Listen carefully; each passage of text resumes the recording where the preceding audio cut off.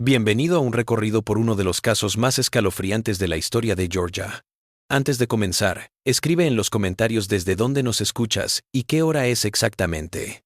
Queremos saber qué lugares son los que visitan estos avistamientos documentados y en qué momentos del día o de la noche. En el otoño de 1853, en el condado de Chatham, Georgia, a unas 12 millas al oeste de Savannah, se encontró una pequeña cruz de madera al borde de la plantación Carwell. Esto no habría sido tan extraño si no fuera por la inscripción grabada rudimentariamente en su base. Están en la tierra, pero sus almas alimentan a los cerdos. La cruz fue descubierta por un vendedor ambulante que alertó al sheriff local. En menos de 24 horas, 3 niños Carwell habían desaparecido.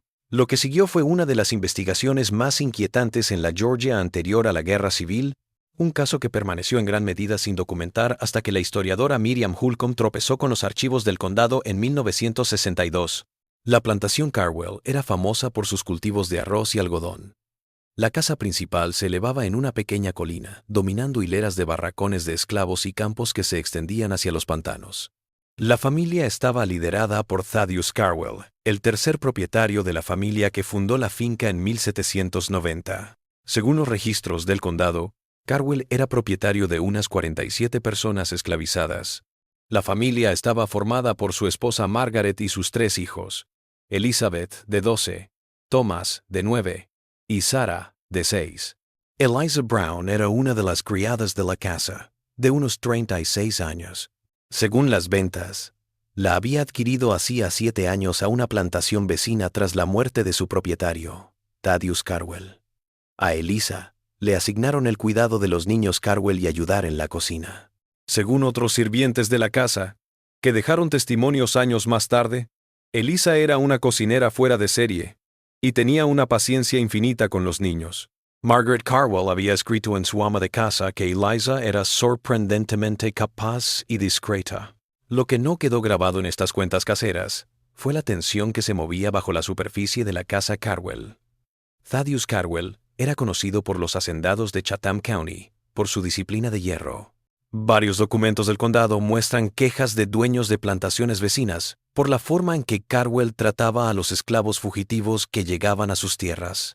Tales denuncias eran sistemáticamente ignoradas por las autoridades locales. El 14 de octubre de 1853, Margaret Carwell anotó en su diario: «Los niños han estado muy difíciles hoy. Eliza está distante, menos habladora de lo normal. Thomas rompió las gafas de lectura de su padre y ha sido encerrado en su habitación. Elizabeth continúa con sus quejas de dolor de estómago. Pero el doctor Whitfield no entiende. El aire está demasiado denso, como si una tormenta se acercara». El día siguiente, 15 de octubre, sería la última vez que alguien vería con vida a los 3 niños Carwell, por lo que dijeron meses después. El día había empezado como cualquier otro en la plantación. Los esclavos de campo salieron antes del amanecer. Margaret Carwell se pasó la mañana en una plantación vecina, hablando de los arreglos para el festival de la cosecha. Thaddeus Carwell había ido a Savannah por negocios, y no se esperaba que regresara hasta el día siguiente. Las niñas se quedaron en casa al cuidado de Eliza. A Elizabeth se le había eximido de las clases por las constantes quejas de dolor de estómago. Thomas todavía estaba en castigo por lo de las gafas del padre. La menor Sarah se quedó en la guardería, al cuidado de Eliza. Otro sirviente de la casa, Samuel Johnson, recordaría luego que Eliza había estado inusualmente ocupada en la cocina ese día, preparando una comida especial para los niños. Dijo que era medicinal, contó Johnson a los investigadores, algo para los problemas de estómago de la señorita Elizabeth. No permitió que nadie más se acercara a la olla. A media tarde los 3 niños habían devorado la comida especial de Eliza. Al anochecer los 3 se habían enfermado con los mismos síntomas: somnolencia, confusión y luego un sueño imposible de despertar. Cuando Margaret Carwell llegó a casa al anochecer, encontró a Elizabeth y a Thomas en sus camas, sin responder, pero respirando. Sarah no estaba a la vista. Lo que siguió en las horas siguientes se ha reconstruido a partir de testimonios dispersos. Margaret Carwell mandó llamar inmediatamente al Dr. Whitfield, que llegó justo antes de la medianoche. Para entonces Thomas había dejado de respirar. Elizabeth seguía en coma. Se formó un equipo de búsqueda para encontrar a Sarah, pero la noche los detuvo. Más alarmante fue la desaparición de Eliza Brown. No estaba en sus habitaciones, no estaba en ningún lugar de la plantación. Una búsqueda posterior en su pequeña habitación solo descubrió una pequeña muñeca de hojas de maíz del tipo que jugaban los niños de la plantación.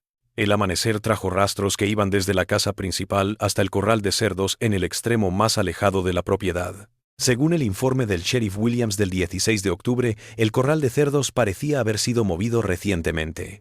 La tierra había sido removida en algunos puntos, y los animales estaban inquietos y agresivos de manera inusual. Cuando Thaddeus Carwell regresó de Savannah más tarde ese día, ordenó que se vaciara el corral de cerdos y se cavara la tierra.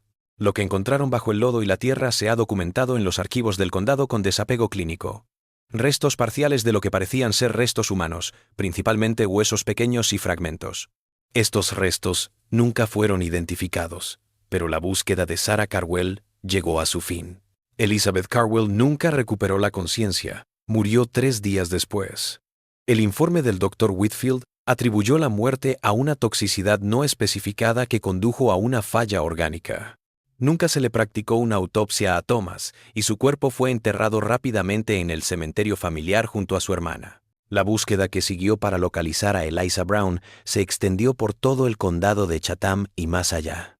Los anuncios de búsqueda la identificaban como una negra asesina de estatura y complexión medias, de unos 36 años y con una cicatriz de quemadura en la mano derecha. Se ofreció una recompensa de $500 por su captura, vivo o muerto. Durante semanas, la plantación Carwell y sus alrededores fueron peinados. Interrogaron a varias personas esclavizadas, a veces de forma violenta, para que revelaran el paradero de Eliza o cualquier información sobre sus planes. Según los registros del condado, al menos 2 personas murieron en estos interrogatorios, pero ninguno dio información. Eliza Brown nunca fue hallada. El caso podría haberse perdido en la historia, otro más, en el pasado del sur, de no ser por un hallazgo casi 30 años después. En 1882, al estar construyendo un nuevo palacio de justicia del condado en Savannah, los trabajadores desenterraron una caja metálica sellada en la piedra angular del antiguo edificio. En su interior había un diario manuscrito, sus páginas amarillentas pero aún legibles. El diario estaba firmado solo con las iniciales EB y fechado en 1853. Los funcionarios del condado primero descartaron el diario como un engaño o una obra de ficción. Fue archivado y olvidado hasta que la historiadora Miriam Holcomb lo desenterró mientras investigaba archivos judiciales para un proyecto no relacionado en 1962. Lo que descubrió fue un documento tan perturbador que dudó en incluirlo en su estudio. El cuaderno, de unas 30 páginas, narraba las vivencias de una mujer esclavizada en distintas plantaciones de Georgia. La autora relató maltratos sistemáticos, humillaciones diarias y el daño psicológico del encierro.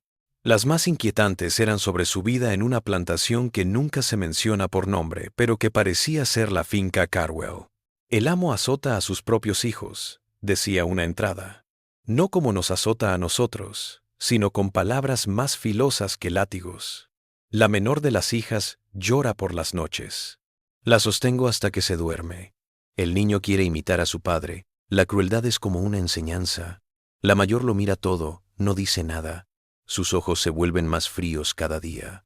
Otra entrada, de unas 2 semanas antes de la desaparición de los niños Carwell, decía, vi a Sarah con moretones en los brazos hoy. Cuando le pregunté quién la había herido, dijo que fue Thomas practicando lo que su padre le había enseñado. Cuando hablé con Thomas, solo dijo que Sarah necesitaba conocer su lugar. Tiene 9 años. Las últimas entradas son cada vez más incoherentes. Las alusiones a una limpieza y a la libertad por transformación son constantes. La última entrada, del 14 de octubre, dice, mañana serán libres. Todos lo estaremos. Holcomb, revisando los registros médicos del condado, descubrió algo más. El Dr. Whitfield había atendido a Elizabeth Carwell en varias ocasiones en los meses anteriores a su muerte por enfermedades femeninas impropias de su edad. No se dio más información, pero Holcomb añadió que Elizabeth solo había cumplido 12 años 2 meses antes de su muerte. En los años que siguieron al desastre, la plantación Carwell se deterioró. Thaddeus y Margaret se divorciaron en 1857, algo raro y escandaloso para la época y el lugar. Margaret volvió a Charleston con su familia, donde falleció en 1862. Thaddeus Carwell se volvió a casar en 1858 con una mujer mucho más joven que él y le dio 4 hijos más, todos los cuales murieron en la infancia. La plantación Carwell fue abandonada a medida que se acercaban las tropas de la Unión durante la Guerra Civil. Thaddeus Carwell, al parecer, huyó a Texas, donde los rastros de su vida se desvanecen. Un hombre que coincidía con su descripción murió en una pensión de Houston en 1874 en lo que parecía ser un envenenamiento por alcohol. La antigua propiedad de la plantación Carwell se dividió y se vendió en lotes después de la guerra. La casa principal se incendió en circunstancias desconocidas en 1879. El folclore local decía que la casa estaba maldita, que la tierra misma estaba envenenada por lo que había sucedido allí. En 1958, mientras cavaban una carretera a través de parte de la antigua propiedad de la plantación, los trabajadores desenterraron un pequeño recipiente de metal a unos 3 pies bajo tierra. En su interior había una muñeca de hoja de maíz y un papel doblado. En el papel aparecía una lista de nombres encabezada por Elizabeth, Thomas y Sarah Carwell, y a continuación los nombres de las 47 personas esclavizadas que poseía Thaddeus Carwell en el momento de la muerte de los niños. Al final de la lista había un nombre más, Eliza Brown. Junto a él, con la misma letra, estaba garabateado, finalmente libre. Este hallazgo reavivó el caso, e incluso Holcomb la trajo a su proyecto de investigación años más tarde. Sus resultados se publicaron en una revista académica de escasa difusión en 1964, pero pasaron inadvertidos. El diario y otros materiales del caso fueron archivados en la Universidad Estatal de Savannah, donde permanecieron en gran medida olvidados. En 1968, un estudiante de posgrado que investigaba prácticas agrícolas anteriores a la Guerra Civil pidió ver los archivos de la plantación Carwell. De acuerdo con los registros de la universidad, el estudiante consultó una serie de documentos, entre ellos el diario E.B. 3 días después, el estudiante desapareció del campus. El diario y demás materiales prestados jamás fueron devueltos. Los archivos de la universidad lo registran como Eleyanena Blackwell. Nunca se ha hallado evidencia de que Eleyanena Blackwell haya estado inscrita en la universidad. El folclore del condado de Chatham de vez en cuando alude al caso Carwell, aunque los detalles se han distorsionado con el tiempo. Algunas fuentes dicen que Eliza envenenó a toda la familia Carwell. Otras teorías implican que los niños no fueron asesinados, sino ocultados y criados en secreto por Eliza hasta que pudieron huir al norte. Otras sostienen que el descubrimiento del corral de cerdos fue orquestado para ocultar algo aún peor. Lo que no cambió en estos diferentes relatos fue la imagen de Eliza Brown, una mujer llevada más allá de la resistencia humana que respondió con venganza calculada. No un monstruo, sino una persona que había sido deshumanizada hasta convertirse en un reflejo del monstruo que la acosaba. La carretera que hoy en día atraviesa la antigua plantación Carwell es una carretera muy transitada por miles de personas al día. Pocos saben la historia del suelo que pisan. Menos aún, conocen la tumba sin nombre, en lo que una vez fue el límite de la propiedad, donde cada año, el 15 de octubre, alguien deja una muñeca de hoja de maíz. En 2004, al ampliarse la carretera, la obra se detuvo al hallar restos óseos en la tierra. El examen forense determinó que se trataba de huesos de cerdo de unos 150 años de antigüedad. La edificación siguió. Donde solía estar el corral de cerdos, ahora está debajo de los carriles, en dirección este de la carretera. Por la noche, algunos conductores dicen que sus radios de coche se convierten en estática al pasar por un cierto punto de la carretera. A través de la estática, algunos juran oír voces de niños. ¿Qué pasó en realidad en la plantación Carwell en octubre de 1853? La evidencia incompleta deja espacio para muchas interpretaciones. ¿Era Eliza Brown una asesina arrastrada a la violencia por la crueldad de su situación? ¿Una protectora que en la muerte vio la única salida posible para unos niños condenados a repetir o soportar un ciclo de violencia? ¿O era otra cosa, ni víctima ni villana, sino una mujer que eligió la libertad al precio más alto? Los archivos del condado muestran que en los meses posteriores a la muerte de los niños, otros 6 esclavos escaparon de plantaciones cercanas. Ninguna fue capturada de nuevo. Algunos historiadores afirman que estas huidas fueron inspiradas por las de Eliza, que su desafío provocó un efecto en cadena en toda la zona. El paradero de Eliza Brown es desconocido. Otros creen que viajó al norte por el ferrocarril subterráneo. Otros piensan que se quedó en Georgia, tal vez asumiendo una nueva identidad. La verdad, como mucho en este caso, está enterrada bajo siglos de tiempo y oscuridad deliberada. La muñeca de hoja de maíz descubierta en 1958 se donó a la Sociedad Histórica de Savannah en 1971. Un incendio destruyó parte de la colección. La muñeca figuró entre los objetos destruidos. Pero cada 15 de octubre una muñeca similar aparece en la tumba sin nombre al borde de la antigua plantación. Nadie ve quién la pone. Como en muchos otros casos históricos de personas esclavizadas, la historia completa de lo que sucedió en la plantación Carwell nunca se conocerá. Los registros fueron destruidos, los testimonios no fueron grabados, y aquellos que podrían haber hablado fueron silenciados a la fuerza o por temor. Lo que queda es una historia entre sombras, susurrada en pedazos y susurros, un acto atroz nacido de circunstancias atroces. Niños víctimas y victimarios. Una mujer que consideró que la libertad, a cualquier costo, valía la pena. La tierra recuerda incluso cuando los libros olvidan, y a veces, por la noche, en ese tramo de carretera, las radios sintonizan más que estática. Sintonizan voces que ruegan no juzgar, solo recordar. Recordad. Los monstruos se crean, no nacen. Recordar que bajo las versiones limpias de la historia se esconden verdades demasiado dolorosas para enfrentar. Pensar en Eliza Brown, que alimentó con sus propias manos a los hijos de su amo y a sus cerdos, y en el proceso alimentó algo más, un hambre de justicia que no podía satisfacerse a medias. Después de todo, no es una historia de fantasmas. No hay nada sobrenatural en esta historia, ni tierra maldita, ni espíritus vengativos.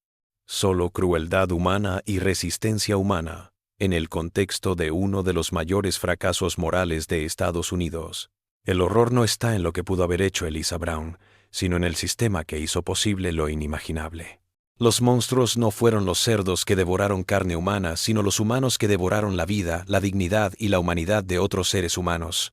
Y tal vez la pregunta más perturbadora de todas, en el lugar de Eliza, ¿qué habríamos hecho cualquiera de nosotros? La cruz de madera que desató la investigación nunca volvió a aparecer tras ser catalogada como prueba.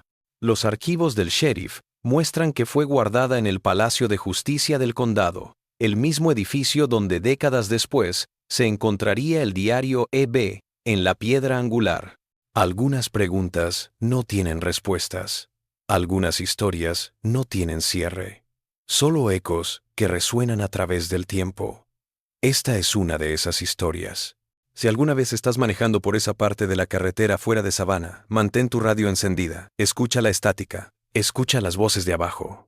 Todavía están ahí, en la tierra, y algo todavía se alimenta. En 1965, el profesor James Harrington de la Universidad de Emory entrevistó a residentes mayores del condado de Chatham para un proyecto de historia oral. Entre los entrevistados se encontraba Ruth Coleman, de 97 años en aquel entonces, cuya abuela había sido esclava en una plantación cercana a Carwell. La transcripción de esta entrevista, guardada y casi olvidada hasta 2001, es una historia increíble. Según Coleman, su abuela le contó acerca de una mujer llamada Eliza que había trabajado en la casa grande de una cercana plantación. La abuela dijo que esta Eliza había perdido a sus propios hijos, recordó Coleman, 3 bebés, todos llevados y vendidos antes de que pudieran caminar. Vendidos a lugares tan distantes que nunca volvería a verlos. La abuela de Coleman había contado cómo a veces Eliza se encontraba hablando sola en el huerto de la cocina, como si sus hijos todavía estuvieran allí. Pero no estaba loca, recalcó Coleman en la entrevista. La abuela decía que era la más cuerda de toda esa plantación, solo que tenía un plan que nadie conocía.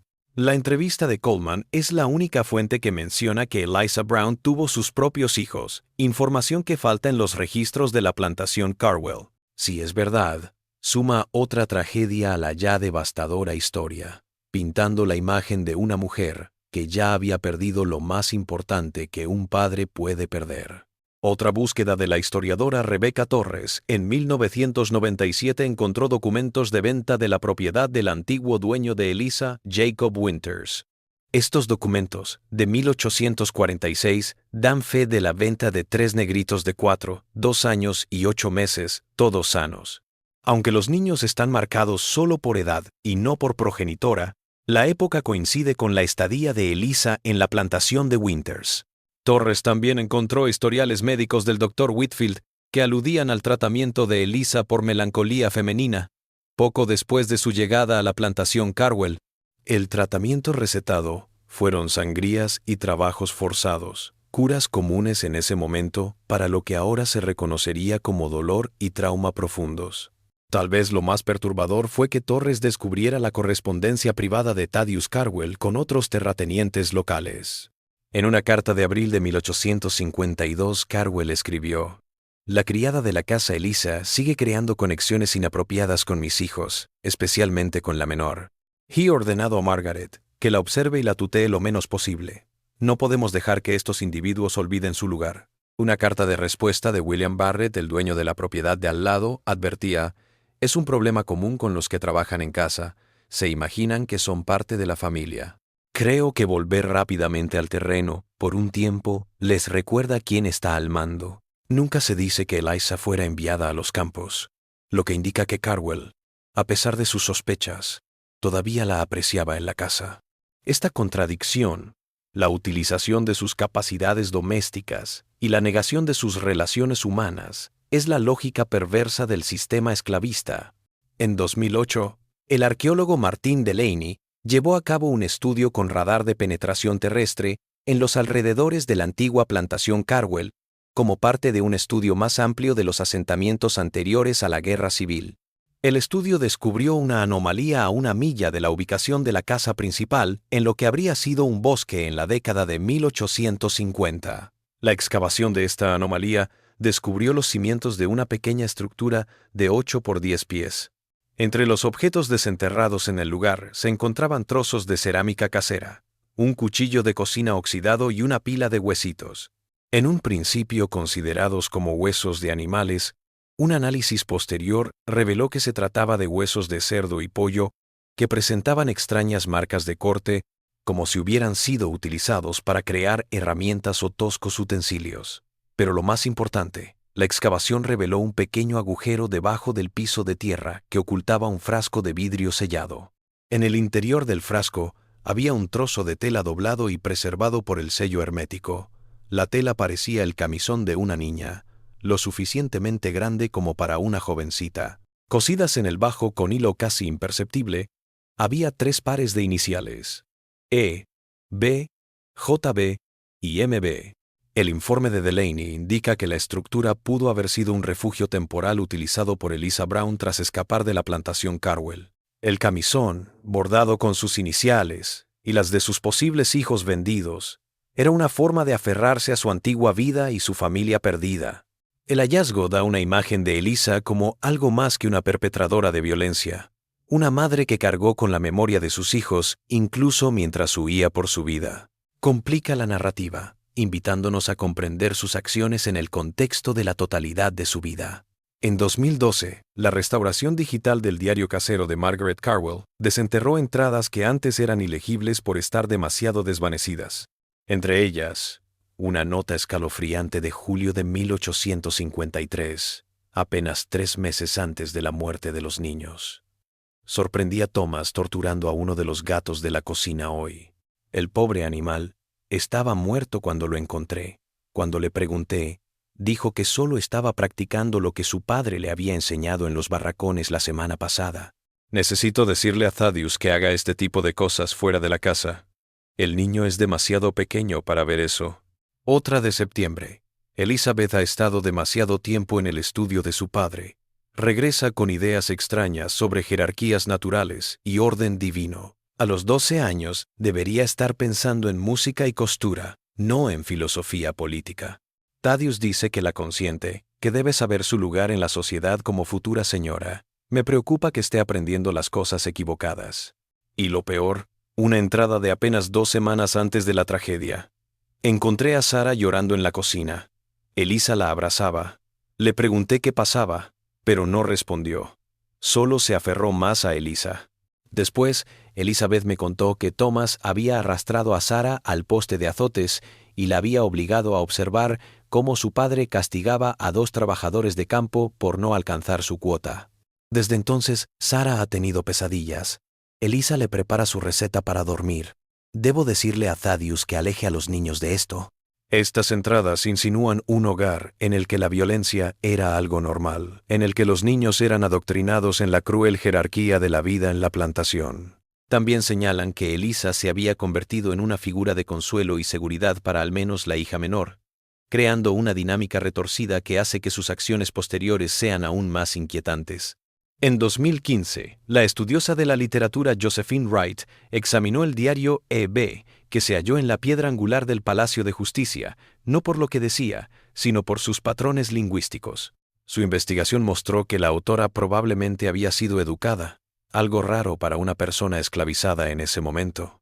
La ortografía y las estructuras gramaticales uniformes indicaban a alguien que tenía acceso regular a textos y probablemente alguna educación formal. Wright comparó el diario con otros textos conocidos de personas esclavizadas y antiguas personas esclavizadas de la misma época y lugar. Su conclusión fue que el diario E.B. se parecía a los textos que se atribuían a criados letrados que tenían acceso clandestino a las bibliotecas de sus amos. Este descubrimiento concuerda con los testimonios de la forma en que se desempeñaba Eliza en la casa Carwell como niñera. Tal vez la seguía a sus clases, aprendiendo cosas que nunca tuvo la intención de enseñarle. Este acceso al conocimiento y su conciencia de primera mano de la dinámica familiar le habrían proporcionado conocimientos y habilidades más allá de la mayoría de sus compañeros esclavizados. El conocimiento aquí se volvió tanto una herramienta como una prisión, mostrándole a Eliza el sistema que la encerraba sin darle forma de escapar. En 2018, al renovar el edificio de la Sociedad Histórica de Savannah, unos obreros encontraron un compartimento secreto en un viejo escritorio que había pertenecido al sheriff Williams, el investigador original del caso Carwell. En su interior había un sobre sellado, y en él, una sola hoja de papel. El documento parecía una transcripción de una entrevista con alguien llamado Testigo J., realizada en noviembre de 1853, un mes después de la desaparición de los niños Carwell. La transcripción dice en parte: el testigo declara haber visto a una mujer negra que respondía a la descripción de Eliza Brown unas 14 millas al sur de la plantación Carwell, viajando sola de noche. El testigo aclara que la mujer no parecía asustada, ni caminaba de forma sospechosa, como suelen hacer los fugitivos. Cuando le preguntaron a dónde iba, la mujer respondió: voy a buscar a mis hijos. Cuando le dijeron que los niños Carwell estaban muertos, sonrió y dijo: no esos niños, mis hijos. Me esperan. El testigo agrega que la mujer no mostró remordimiento ni angustia cuando se mencionó la tragedia de Carwell. En cambio dijo: algunas cadenas solo pueden romperse con el sacrificio más terrible. Yo he hecho el mío, ellos el suyo. Ahora todos somos libres. El testigo relata que al intentar detener a la mujer, ésta sacó un pequeño frasco de entre su ropa y amenazó con ingerir su contenido si se acercaba. El testigo, solo y desarmado, no la persiguió y continuó su camino para informar del avistamiento. Al pie de la transcripción, el sheriff Williams había añadido una única nota: relato poco fiable. Testigo J., inventor y gran consumidor de licores. Al parecer, la entrevista nunca llegó a formar parte de los archivos oficiales de la investigación. Es imposible saber si este encuentro realmente sucedió o si fue inventado. Pero es el único testimonio que tenemos de alguien que dice haber visto a Eliza Brown después de lo ocurrido en la plantación Carwell. Si fuera real, implicaría que no solo estaba viva y libre un mes después de su desaparición, sino que se desplazaba con confianza y propósito. En 2020, el análisis genético de muestras de suelo del antiguo corral de cerdos reveló algo sorprendente. En el ADN de cerdo había restos de ADN humano, lo que demostraba que en ese lugar se habían descompuesto restos humanos. Aún más sorprendente, el análisis encontró ADN africano junto con marcadores europeos comunes en la población blanca local. Este descubrimiento abre preguntas perturbadoras sobre qué o quién estaba realmente enterrado en el corral de cerdos. ¿Había dejado allí Elisa otras pruebas además de los restos de los niños, o había sido el lugar utilizado para enterramientos secretos antes de octubre de 1853? Los registros de defunción del condado de la década anterior al desastre de Carwell identifican al menos a 7 personas esclavizadas de la plantación catalogadas como fallecidas. No se da ninguna causa. No existen tumbas para estas personas. Era una práctica común en muchas plantaciones enterrar en tumbas sin marcar en la tierra a los esclavizados, a menudo en lugares considerados inservibles para otros propósitos. ¿Había construido el corral sobre un cementerio así? ¿O había elegido Elisa el lugar precisamente por su significado como lugar secreto de sufrimiento? La evidencia genética no puede responder a estas preguntas con certeza, pero sí que confirma que el lugar ocultaba horrores más profundos de lo que la investigación oficial había revelado. Capas de horror apiladas en la misma tierra. En 2022, un heredero de Margaret Carwell donó una colección de documentos familiares a la Sociedad Histórica de Georgia. Entre ellas, una carta inédita de Margaret a su hermana en Charleston, escrita en diciembre de 1853, 2 meses después de la muerte de los niños. No puedo seguir viviendo en esta casa. Cada lugar es un recuerdo imposible de soportar. Thaddeus se refiere a la sustitución de los niños como si se tratara de ganado perdido por enfermedad. Ya ha preguntado por parejas adecuadas, pero mi dolor aún está latente. Pienso en Elisa todo el tiempo, no con odio como lo hace Thaddeus, sino con una horrible comprensión que crece con cada día que pasa. Vi lo que estaba pasando en esta casa, a esos niños, a ella, a todos ellos. Lo vi y no hice nada. Sara me visitó una vez, poco antes de que ocurriera. Dijo: «Mamá, Elisa me habla de niños que se escapan a un lugar donde nadie puede volver a hacerles daño. Creí que era una fantasía inofensiva, un consuelo para una niña sensible. Ahora sé que fue una advertencia que no quise escuchar. Sabes, hermana, no sé si puedo culpar totalmente a Elisa por lo que hizo. Para ello tendría que creer que lo que vino antes de lo que hizo no era tan monstruoso, y ya no puedo creerme eso. Reza por mí, que ya no puedo rezar. Sospecho que mi alma está tan perdida como la de mis hijos». Esta carta, nunca enviada y aparentemente oculta durante generaciones, proporciona una visión inusual del estado mental de Margaret Carwell después de la tragedia. Plantea una mujer que empieza a cuestionar la moralidad del sistema en el que había formado parte, asumiendo su propia culpabilidad aún mientras lamentaba su pérdida. En esto, también Margaret fue cambiada por Elisa, obligada a enfrentar verdades que antes había logrado ignorar. No se sabe si este despertar influyó en algo sus convicciones o su conducta. Los archivos históricos solo revelan que dejó la plantación unos meses después de escribir la carta y nunca regresó. El folclore local del condado de Chatham tiene una tradición que inició en algún momento a principios del siglo XX y que continúa hasta el día de hoy. Cada 15 de octubre algunas familias guardan sus cuchillos en cajones en vez de dejarlos en encimeras o bloques, sepan o no la historia que hay detrás. Cuando el folclorista Daniel Murphy preguntó a la gente del condado por esta tradición en 2024, la mayoría no sabía decir por qué la hacían. «Es solo lo que hacía mi mamá», era una respuesta común. Mala suerte dejar cuchillos afuera ese día. Pero algunos ancianos lo asociaron con aquella mujer que trabajaba en la cocina de la casa grande, aunque los detalles de la historia original se habían perdido con el tiempo. La costumbre parece haber surgido entre las familias negras del lugar antes de propagarse lentamente a toda la población, perdiéndose el sentido original aun cuando el ritual persistía. Esta conversión del trauma histórico en folclore es una forma de memoria cultural que vive más allá de la memoria individual. Mucho después de que los detalles se hayan desvanecido, algo queda. Un eco de horrores pasados, almacenado en gestos cotidianos. ¿Qué opinar de Elisa Brown y la tragedia en la plantación Carwell? La historia no nos da una moraleja fácil de digerir, no nos da un final limpio para satisfacer nuestra necesidad de justicia o cierre. Sabemos que 3 niños murieron. Sabemos que una mujer a la que habían herido de gravedad probablemente provocó esas muertes. Sabemos que el sistema que causó esta tragedia siguió funcionando durante años después, llevándose muchas más vidas. Tal vez la conclusión más honesta sea simplemente esta. En un sistema deshumanizador, Elisa Brown se afirmó a sí misma de la única manera que podía. Que la elección conllevara un acto atroz no era un reflejo de su moralidad personal, sino de la ausencia total de opciones morales dentro del sistema que la encerraba. El horror de la tragedia de la plantación Carwell no es el acto de una mujer desesperada, sino el hecho de que esa desesperación fue creada intencionalmente en toda una sociedad. La monstruosidad no era Eliza Brown, era la institución que estableció las circunstancias en las que alimentar con niños a los cerdos podía considerarse un acto de liberación. Al final, no quedamos con respuestas, sino con preguntas que reverberan a través de la historia. ¿Qué es la libertad cuando todos los caminos hacia ella están teñidos de sangre? ¿Qué responsabilidad tenemos por los sistemas de opresión que heredamos, no que creamos? ¿Y cómo enfrentamos horrores históricos demasiado dolorosos para soportar, pero demasiado significativos para ignorar?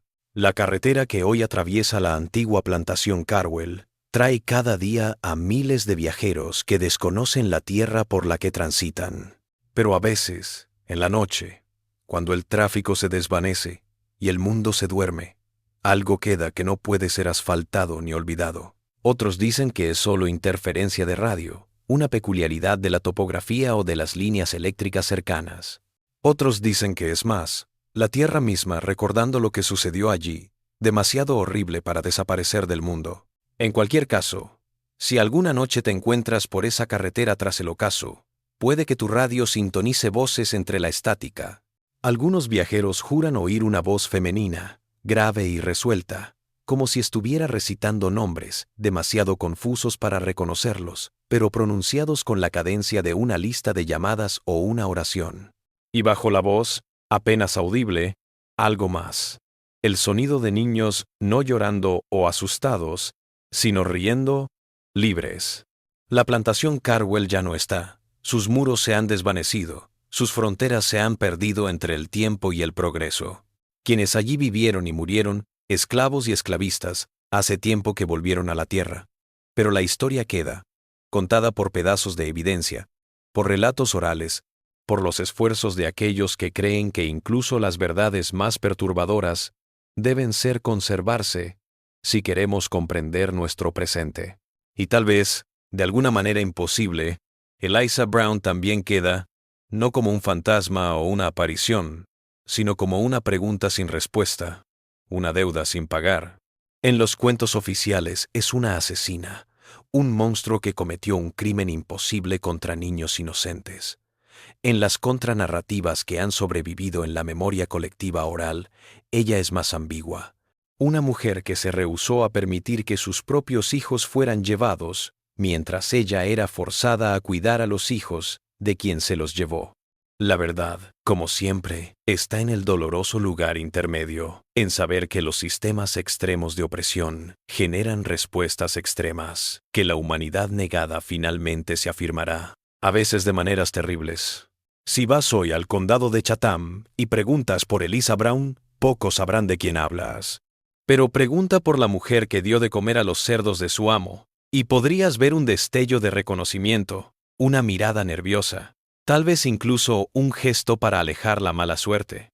Porque las historias nunca mueren del todo, por mucho que intentemos enterrarlas bajo carreteras y progreso y la reconfortante creencia de que el pasado está muerto, se quedan en la tierra, nutren algo que continúa. Esperan que escuchemos.